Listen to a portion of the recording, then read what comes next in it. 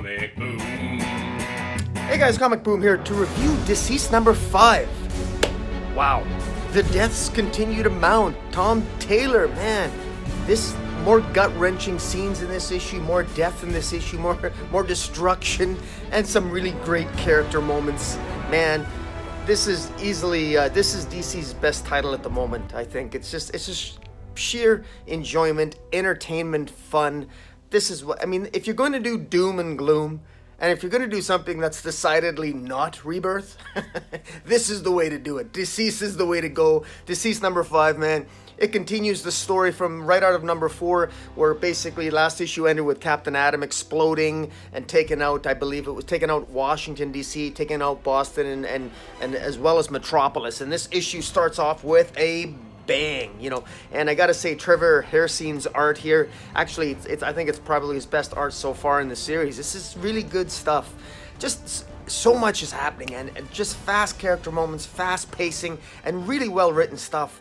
Tom Taylor knows these characters in a way that, man, I just wish other writers in the DC universe like Tom King and Brian Bendis would have a handle on them. I wish Tom Taylor at some point, I hope Tom Taylor's going to be the new writer of Batman after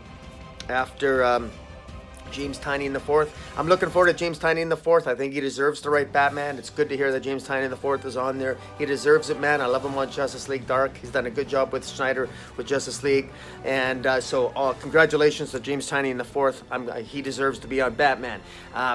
After James Tynion IV, after issue... whatever it is after issue 100, I don't know who it's going to be, but my vote's for Tom Taylor, along with many others, I think, are voting for Tom Taylor. But starting off, what happens in this issue? My God, well, obviously there's spoilers here, guys, so no apologies for that. If you don't like spoilers, shut the video off. That's okay. Here we go.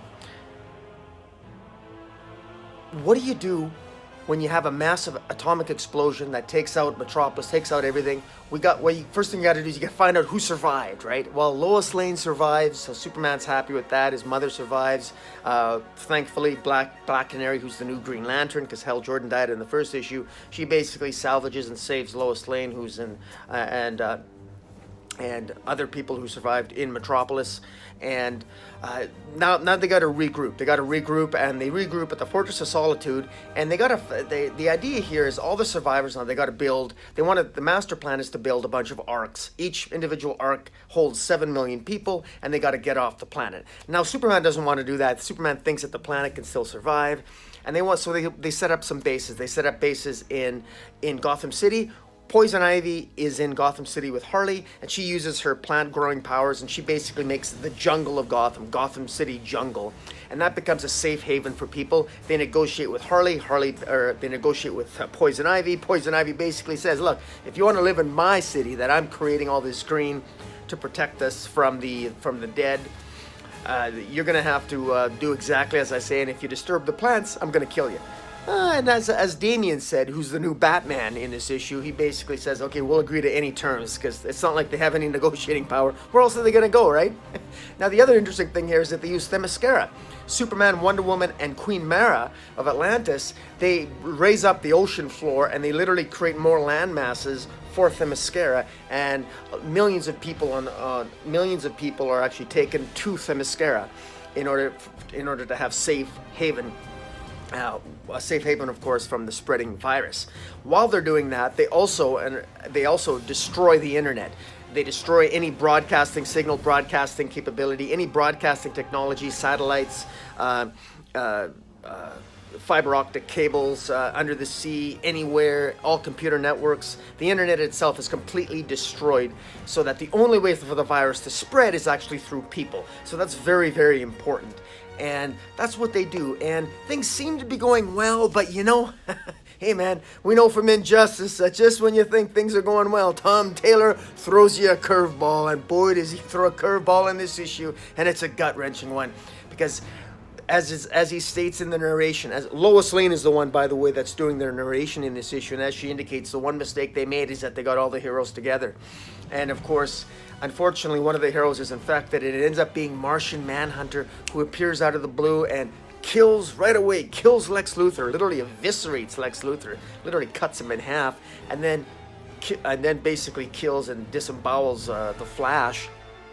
Barry Allen, who then goes crazy and utilizes the Speed Force, and you have this powerful undead Flash running at super speed all over the globe, infecting millions of people very, very quickly. And the only person on the planet that can effectively stop him is Superman. Superman won't allow Kid Flash to stop him because he doesn't think he can. And Superman's plan to stop the Flash was actually quite brilliant. It was so simple that many people probably wouldn't think of it. And basically, even though he knows he can't catch up to the Flash, Flash is running real quick around the world. Superman goes the opposite way, and they have a head-on collision. And Superman literally, the Flash's body just shatters against hitting Superman's indestructible body. But as Lois says in the narration, what happens when an immovable force meets an indestructible object? Well, they merge, and unfortunately, portions of Barry Allen's bones basically penetrates Superman's body, and he becomes infected. And that leads to probably one of the most gut-wrenching and touching scenes where Superman knows he's infected, and he has Kid Flash connect him through the Speed Force so that they can talk at super speed and talk quickly through the Speed Force, so he can talk to Lois, say goodbye to Lois, say goodbye to his son, say goodbye to his mom. And those are touching moments that I'm not even going to say. I'm going to let you experience them, pick up the comic and experience it. Very touching scene, very well done by Tom Taylor. And of course, it ends with Superman flying off into the sun to kill himself. He hopes that he will be able to kill himself and die before he becomes before the infection overwhelms him. But unfortunately, that is not the case. And it ends up at the end here that he utilizes his heat vision, and his heat vision is basically is heading towards something, but we don't know what it is. We assume it's the Earth.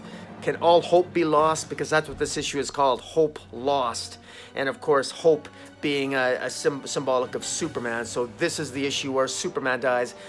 At the end of issue 1, or I guess the beginning of issue 2 is when Batman died. So, you know, will all members of the Trinity die? Is Wonder Woman next? We don't know. This is issue 5 of a... is this a 6-issue series or a 7? Anyways, it's not enough issues, man. I want more of this issues, but unfortunately, we're going to run out of heroes, man. They're dropping like flies here. But man, this is a fun comic book. Isn't this crazy? This is doom and gloom, but because it's Elseworlds and you can play fast and loose with the histories and the mythologies a little bit, and yet these still feel like the characters that we know and love. That's what this is all about, man. And this is what DC has to be doing more of. I enjoy this more. This is the first comic book I read when I picked it off the shelf. It's the first thing I wanted to read was Deceased. That's what I wanted to read, because I knew that Justice League by Snyder, which I also love, but I also know it's a very heavy read. There's a lot of history there. I don't want to read anything by Bendis because I know it's just going to piss me off, and that's exactly what it did. Millennium was a disaster. Young Justice was a mess, although it was kind of entertaining. Young Justice, by the way, Young Justice issue 9, we finally got a little bit of a background for one of the characters, Teen Lantern, but it butchers Earth 3 chronology. But in any event, it is what it is. DC, I think, right now is trying to find its place, but one thing you have is that at least we got Tom Taylor on Deceased, and hopefully we'll get Tom Taylor writing some Batman after James Tynion the Fourth gifts us with a great Bruce Wayne-centric horror-like Batman tale, which James Tynion has been preparing us for and bragging about. And so I'm looking forward to James Tynion the Fourth's take 2. So guys, wow! I try to encapsulate this as quick as I can. Tell me what you think of Deceased issue number 5.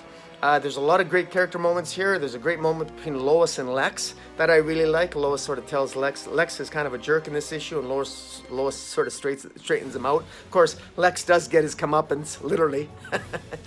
Split in two. But in any event, tell me what you think of Deceased number 5. Look, you can expect maybe some postings or videos that I'm going to be posting directly from the New York Comic Con this coming weekend, October 3rd to the 6th.